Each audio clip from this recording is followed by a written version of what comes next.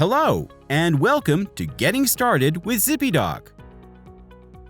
In this video, we will show you how to use the Periodicy task in ZIPPYDOC. Periodicy can be used to convert periodic information into a table of transactions. The dataset we are using for this example contains budget planning information for a sporting goods store. The top two rows contain wages for the years 2021 and 2022. The wages in 2021 are expected to be $24,000 every month, so we have start date as 1 January 2021, end date is 31 December 2021. The periodicy is monthly. This means this entry will recur every month between the start and end dates. There is no growth rate or growth period for wages, as we expect the wages to remain unchanged in this period. In a similar manner, the wages in 2022 are $32,000 every month. The next entry in our table is inventory.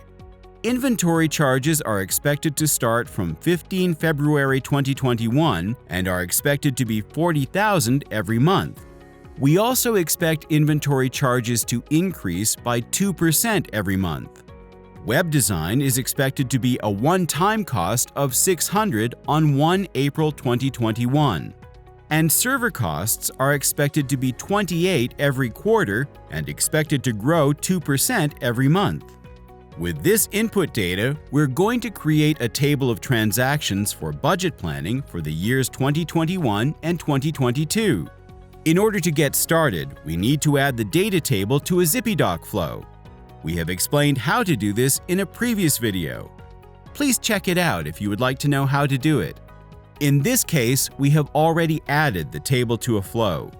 We then add the periodicy task to the flow. We can do this by clicking the Select Task button and choosing the periodicy task from the available list of options. The task has now been added to the flow, and we can update the description of the task. It is a useful practice to briefly describe what a task is doing. In this case, we'll type in Budget Plan 2021 and 2022. We can then start entering the parameters by clicking the Parameter tab. The first pane in the Parameter tab is Select Input Table. In this case, we will select I_periodicy. In the end date of the table field, we will select 31 December 2022. This means the table of transactions will be created till end of 2022. Next is the Define Output Table pane. In the Table Name field, we'll select Custom. And in the Output Table Name, we'll type in O_budget_plan. We will leave the other fields unchanged. And then we can run this task. Once the task has been executed, a new output table will be generated. We can see that ZIPPYDOC has created a new tab named O_budget_plan. It has columns for item, date, amount, and growth period. There are monthly entries for wages and inventory, of which entries for inventory are growing each month. There's also an entry for web design, which is a one-time cost.